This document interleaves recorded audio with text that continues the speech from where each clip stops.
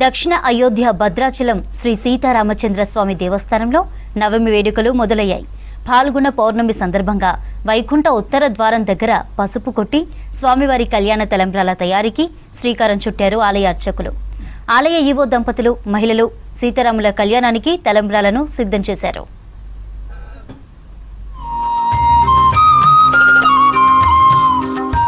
శ్రీరామనవమి తిరుకళ్యాణ బ్రహ్మోత్సవాలకు ఏర్పాట్లు చేస్తున్నారు ఆలయ అధికారులు.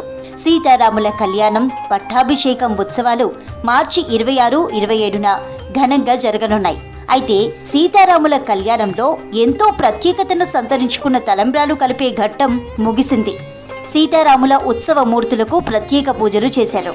తర్వాత పసుపు కొమ్ములు దంచే కార్యక్రమం అర్చక స్వాములు, మహిళలు కలిసి శాస్త్రోక్తంగా నిర్వహించారు.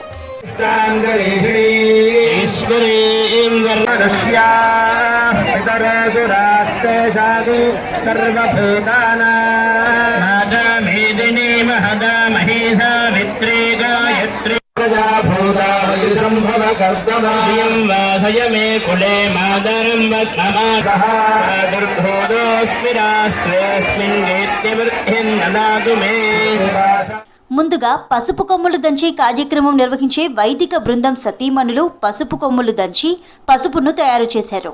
తర్వాత అత్తర్, గులాల్, బుక్క, పసుపు, కుంకుమ, పన్నీర్ వంటి సుగంధ ద్రవ్యాలతో తలంబ్రాలను సిద్ధం చేశారు మహిళలు. స్వామివారి కళ్యాణానికి వాడే తలంబ్రాలు పసుపు రంగులో ఉండటం సహజం. కానీ ఒక్క భద్రాద్రి క్షేత్రంలో సీతారాముల కళ్యాణానికి మాత్రమే తలంబ్రాలు గులాబీ రంగులో ఉండటం ప్రత్యేకత. గోల్కొండ నవాబు తానిషా కాలం నుంచి ఈ సాంప్రదాయం కొనసాగుతోంది. నిన్నటి రోజున మనకి గ్రహణం సంభవించినటువంటి కారణంగా నిన్నటి రాత్రి మనకి ఈ కార్యక్రమానికి సంబంధించినటువంటి ఆరాధనలు, అంకురారోపణ మొదలైనటువంటివన్నీ కూడా నిన్నటి రోజున జరపడం జరిగింది.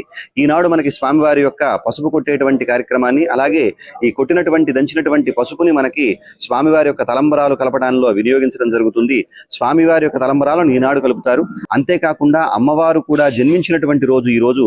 ఇలా ఇన్ని ప్రత్యేకతలు కూడినటువంటి ఈనాడు ఈ కార్యక్రమాన్ని జరపడం అనేటువంటి చాలా విశేషమైనదిగా భావించింది. అనాదిగా మనకి ఈనాడు ఈ తలంబరాలు కలిపేటువంటి కార్యక్రమాన్ని నిర్వహిస్తూ ఉన్నారు. మేళతాళాలు, మంగళ వాయిద్యాలు, పండితుల వేద మంత్రోచ్చరణల మధ్య స్వామివారి తలంబ్రాలు సిద్ధం చేసే కార్యక్రమం కొనసాగింది.